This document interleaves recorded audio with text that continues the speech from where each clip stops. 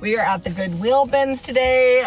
I want to find quilts, and linens and all the things. Like the last few weeks, it's been a little slim.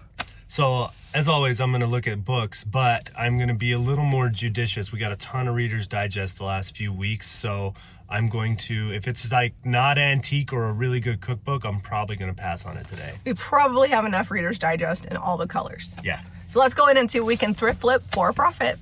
All right, let's see what we find.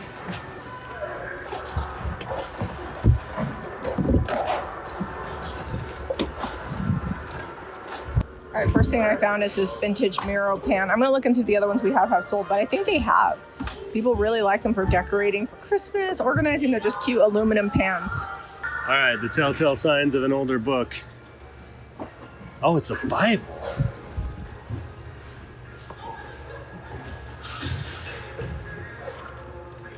Oh, 1898. Okay, excited about that. It's gonna be a good day.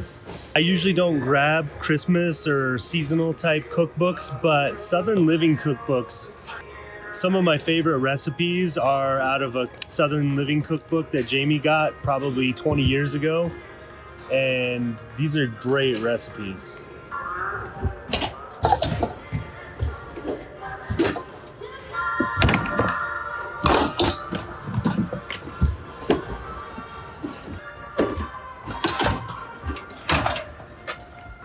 All right, A Desperate Chance. This one looks like it needs a good scrub. I'm hoping this comes off of it because the book is from 1886. So I now have 3 books.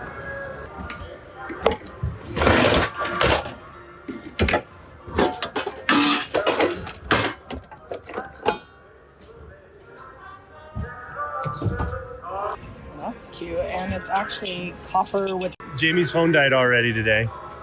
But I found this, it's actual copper. That's awesome. And then this is like a big kind of cabiny quilt. So I did pretty good. I guess I'll have to stay by you because you have the phone. Yeah, you gotta stay digging through the books, I guess.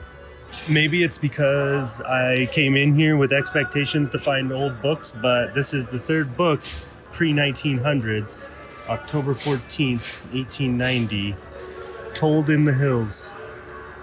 And another one. This one is not quite as old, but it's still 1929, so I'm gonna take it.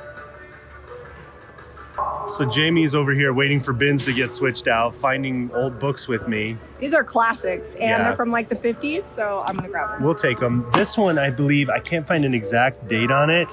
There's a few dates in here annotating some of the documents that were used to write it. They were citing their sources. The latest date I can find in this book is 1802. It's about the Irish Rebellion or insurrection of 1798. I hear Jami yelling my name across the way. She's found some treasures. Oh, you're gonna get that big... Look, it's from the 1800s. Oh, nice.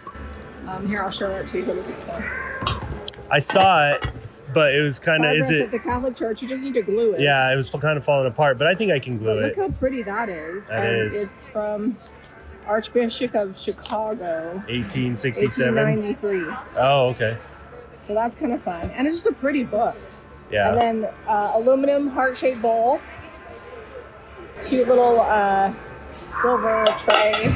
And this isn't pretty. I mean, it's a little bit tarnished, but it's nice and heavy. Nice. Where's the basket? It's over there. You'll see the books.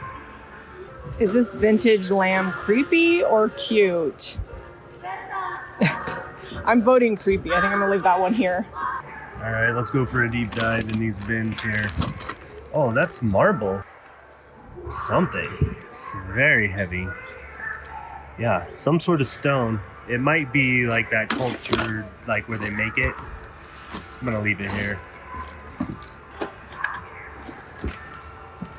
Oh, they're switching them out, so I gotta go. Missed my chance to dig.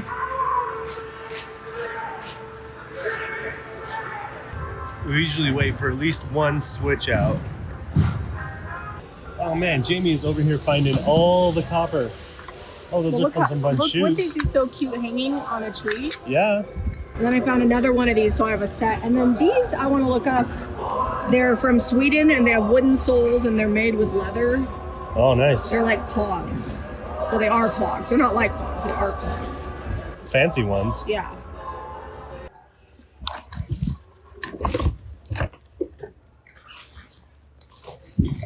They're bringing in new bins right now, so just a few more minutes and we'll get to go dig through new ones.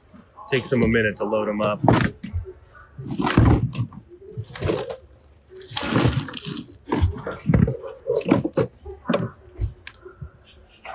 All right, I was able to snag this quilt. Pretty sure it's homemade. Looks like lots of hand stitching in there. It's got some wear, but you know, we get them anyway because sometimes people just use them. They can repair them or they use them as cutter quilts and make other things out of them. Jami found this pink one here. It's pink purple. and purple. It's definitely probably mass produced, but it has some hand stitching, and then you got a cool one. Yeah, mine's really old. I'm trying to decide what this is. Is this like a... It's like a sheet or a duvet cover. Yeah, I think it's a duvet cover. Do you want me to put these back? Yeah, if you want.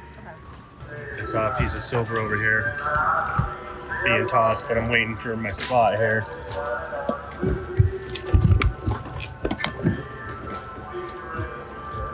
Looks like it was a pedestal at one point. We're gonna take it. Yeah, that one looks good. Valentine's Day's coming. It's around the corner. It's really soft. So I like it. All right, we are back home from the bins and we have some boxes to open up. These are from Janet as well, but before we do that, so at the Goodwill bins, we found this today, or you know, the Goodwill outlets, same. It probably had 4 feet at one point and a casserole dish sits down in here. We don't have the casserole dish. It is silver plate, so we didn't want to just leave it there. It's kind of got a fun design on it, but I'm just gonna trace the inside of this box, use my jigsaw to cut this piece of wood out, and then we're gonna set that down inside. I might have to do a couple little screws in here to hold it in. We'll see what we get.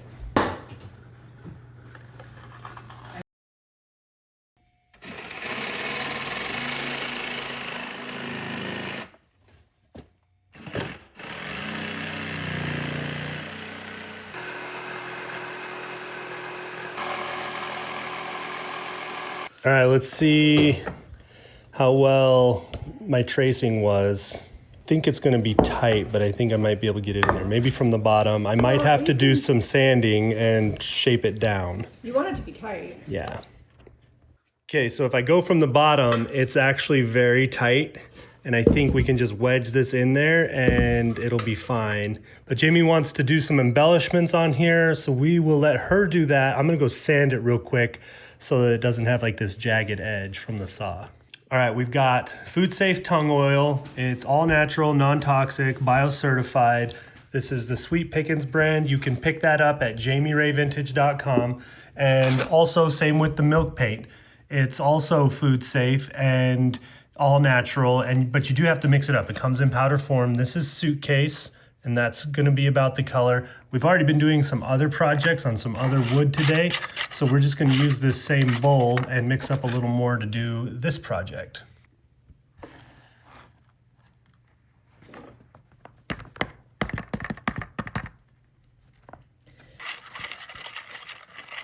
So essentially we've created a food safe stain and sealer in one. You want to let it cure for 2 weeks before you use it.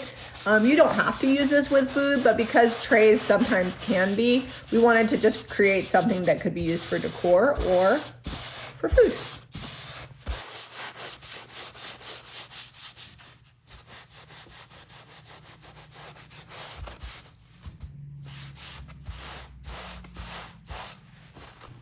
Okay. Let's see, it's pretty tight, so I have to kind of work it down a little at a time. I don't think I'm gonna have to put any screws in this though. No, that's not coming out unless somebody hammers it out. Yeah, that's tight. That's how you want it though. Okay, that one's down. Perfect. Now it's gotta dry up. It'll change the color a little bit, but yeah, that's good to go. All right, I think, you know, what did that take us? It took me maybe 2 minutes to cut the board out, trace it, and another couple of minutes to oil it, and we're done. I mean, if I did it, I probably would have been all day because I'm not as handy as you, but if you know a handy guy, it's just a crafternoon, something you can do in an afternoon. So this is more from Jan from the Upper Peninsula of Michigan.